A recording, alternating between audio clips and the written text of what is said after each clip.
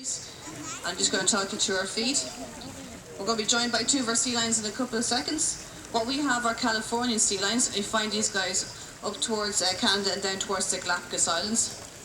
We have 3 females and 1 male. So we're going to be joined firstly by Flo. And Flo is being trained by Lee. Flo is 8 years of age. She's a very friendly sea lion, so I'm going to try and say hello to us. And Flo was born here in Dublin Zoo. She's just about fully grown. In terms of weight, she weighs probably about 78 kilograms. And we're going to be joined by our young male next. Males have the potential to grow 3 times bigger than females, so males can grow up to 300 kilograms, so they're huge when they're fully grown. So our male is only 5 years of age. He joined us from Blackpool Zoo, and his name is Nico. And Nico's been trained by Danny today. So potentially, if we do get to breed our sea lions in the future, Nico will be the father of any future sea lion pups. So we train our sea lions every day, once or twice, and we call the whole process target training, and that's what we call these sticks as well. They're target sticks. So wherever the target sticks goes, the sea lion follows, and that makes like weighing them weekly quite easy. They just follow the target stick onto a weighing board, and then they just sit in the weighing board, and we know their weight. It's quick and easy, like I said. The target training also allows us to check our sea lions out as well, because sometimes they play fight in the pool and then get little scrapes and little nicks. So this allows them to check their chest area, make sure everything's okay. Also check their flippers, which can be quite delicate as well. And we also can get them to lie down as well, and we can get an aerial view from the top just to make sure everything's okay. Again, this is done quite easy by the sea lion following the target stick. And then they just lie down still, and then they can get a quick check over. Yeah, and a massage as well.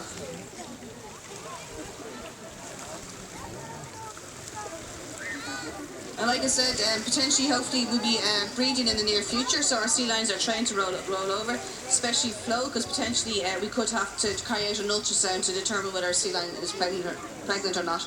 And it's good that Nico does it as well, because potentially he could have an injury on his belly that we don't know about. So it's always good to check his belly and make sure everything's okay on his belly as well. And then they get one final check, and that's a mouth check. So they're trained to open their mouth, and we can check what's going on inside their mouth. Because their diet is fish, and potentially they have potentially there's the ability for fish bones to get stuck between their teeth, and we can also brush their teeth as well. Flo lost a tooth actually last year, so it's important to keep an eye on this, make sure that there was no infection building up, and this part of the training was very important to determine that. So I think that's all their health checks done for today. I think they've all passed today. Now you've probably seen seals around the coast of Ireland. Seals are very similar looking to sea lions. So we just done the side of our sea lion's head. So there are a couple of differences between seals and sea lions. So if you look at the side of Nico and Flo's head, you see they've got little earlobes. The same way we've got earlobes, sea lions have earlobes, but seals don't. They have ears which are covered in fur, but they're missing the earlobes. So that's one difference between seals and sea lions. The second difference is the way that they move. You can see that they are quite comfortable on land, getting in and out of the water, up and down on rocks. This is because they have 4 strong flippers, especially the front 2 are very strong and powerful, and potentially they can outrun a human over a short distance over land as well, and that's how comfortable sea lions are on land. Seals aren't as comfortable on land, and they struggle and they drag themselves along the ground. So our sea lions are going to show you how a seal would move. So next time you see a seal moving, you know what you're looking at. So they almost move like a caterpillar. And that's the second main difference between a seal and a sea lion. Now Nico here is going to do another impression of another animal now. So sea lions have to avoid predators in the wild as well. Natural predators that live out in the sea. So Nico's going to hopefully imitate a predator. Well done, Nico. So Nico's either a shark or a killer whale. So sea lions have to avoid these guys in the wild. And Flo's going to show you her speed in the water, which she would use to escape attack. And you can see her porpoising as well. When they porpoise out of the water, they do have the potential to change direction in mid-air, and that gives them a slight advantage when under attack. They can also swim about 25 miles per hour, and they can dive to a depth of about 500 feet. and they can hold their breath for about 20 minutes as well. And they can close their nostrils and prevent water entering their lungs. And they have excellent eyesight both on land and in water. So they have to use all these skills to escape attack. They also have the potential of jumping to 10 to 15 feet out of the water. So we have a big target stick set up here on my right. So we're going to see if Nico can do it. He's still in training now, so it's a big orange ball at the end. So that's the target he's aiming for.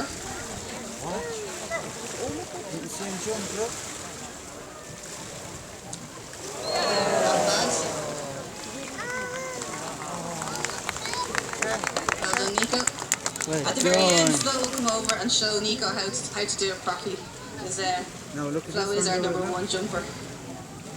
Now there's another threat to sea lions in the wild as well. Unfortunately, it's a man-made threat and it's pollution. So pollution can be something huge like an oil spill, or it can be something very small like a piece of paper.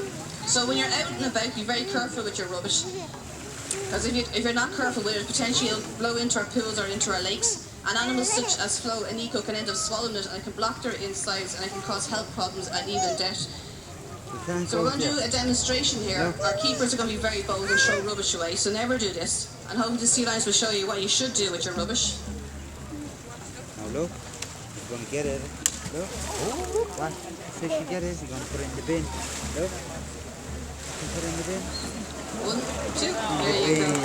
So always put your rubbish in the bin, and if possible, always try to recycle. So as a reward for our sea lions, we'll give them their favourite toy for being so good. You can frisbee, look. Watch. Watch the window, Danny.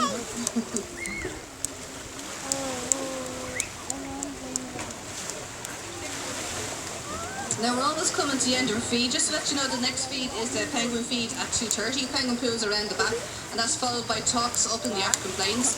So Nico's going to go in a minute, but Flo's going to come over and she's going to do a couple of jumps for you. So thanks very much and enjoy the rest of your stay here at Dublin Zoo.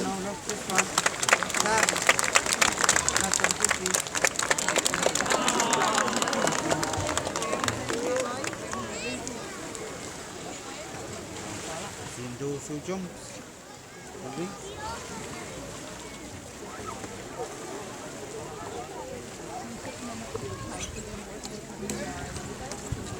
Bye.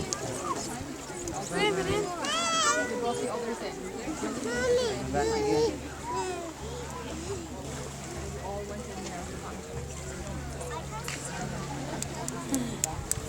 You don't want to leave his girlfriend. Jada.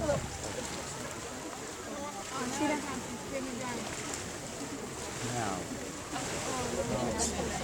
Won't go home. You won't go to bed. Got a fish. Look. Fish. You're not allowed.